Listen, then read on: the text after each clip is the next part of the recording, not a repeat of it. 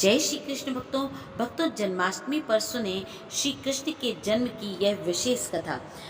भाद्रपद कृष्ण अष्टमी को श्री कृष्ण जन्माष्टमी कहते हैं, क्योंकि यह दिन भगवान श्री कृष्ण का जन्म दिवस माना जाता है। इसी तिथि की घनघोर अंधेरी रात को रोहिणी नक्षत्र में मथुरा के कारागार में वासुदेव की पत्नी देवकी के गर्भ से भगवान श्री कृष्ण ने जन्म लिया था।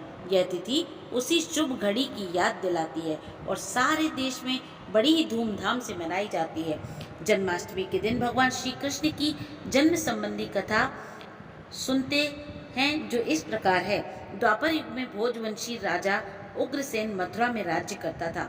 उसके आताताई पुत्र कंस ने उसे गद्दी से उतार दिया और स्वयं मथुरा का राजा बन बैठा। कंस की एक बहन थी देवकी, जिसका विवाह वसुदेव नामक यदुवंशी सरदार से हुआ था। एक समय कंस अपनी बहन देवकी को उसकी ससुराल पहुंचाने जा रहा था। रास्ते में आकाशवाणी हुई, हे कंस, जिस देवकी को तू बड़े प्रेम से ले जा रहा है, उसी में तेरा काल बसता है। इसी के गर्भ से उत्पन्न होकर 8वां बालक तेरा वध करेगा। यह सुनकर कंस वसुदेव को मारने के लिए उद्यत हुआ। तब देवकी ने उससे विनय पूर्वक कहा, मेरे गर्भ से जो संतान होगी उसे मैं तुम्हारे सामने ला दूंगी। बहनोई को मारने का क्या लाभ। कंस ने देवकी की बात मान ली और मथुरा वापस चला आया। उसने वसुदेव और देवकी को कारागृह में डाल दिया। वसुदेव देवकी के एक एक करके 7 बच्चे हुए और सातों को जन्म लेते ही कंस ने मार डाला। अब 8वां बच्चा होने वाला था। कारागार में उन पर कड़े पहरे बैठा दिए गए। उसी समय नंद की पत्नी यशोदा को भी बच्चा होने वाला था। उन्होंने वसुदेव देवकी के दुखी जीवन को देख 8वें बच्चे की रक्षा का उपाय रचा। जिस समय वसुदेव देवकी को पुत्र पैदा हुआ, उसी समय संयोग से यशोदा के गर्भ से भी एक कन्या का जन्म हुआ, जो और कुछ नहीं सिर्फ माया थी।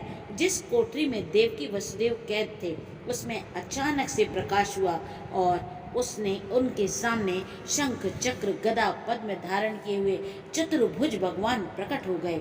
दोनों भगवान के चरणों में गिर पड़े। तब भगवान ने उनसे कहा, अब मैं पुनः नवजात शिशु का रूप धारण कर लेता हूँ।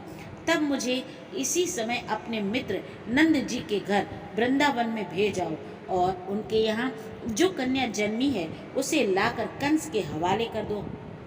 इस समय वातावरण अनुकूल नहीं है, फिर भी तुम चिंता मत करो। जागते हुए पहरेदार सो जाएंगे।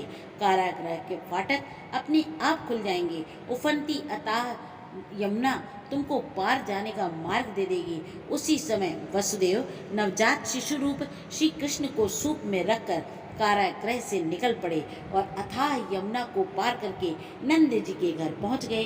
वहां उन्होंने नवजात शिशु को यशोदा के साथ सुला दिया और कन्या को लेकर वापस मथुरा आ गए। कारागृह के फाटक पूर्ववत बंद हो गए। अब कंस को सूचना मिली कि वसुदेव देवकी को बच्चा जन्म हुआ है। उसने बंदी गृह में जाकर देवकी के हाथ से नवजात कन्या को छीनकर पृथ्वी पर पटक देना चाहा, परंतु वह कन्या आकाश में उड़ गई और वहां से जाकर कहा, अरे मूर्ख, मुझे मारने से क्या होगा। तुझे मारने वाला तो वृंदावन में जा पहुंचा है और वह जल्द ही तुझे तेरे पापों का दंड देगा। यह है श्री कृष्ण जन्माष्टमी की व्रत की कथा। जय श्री कृष्ण भक्तों।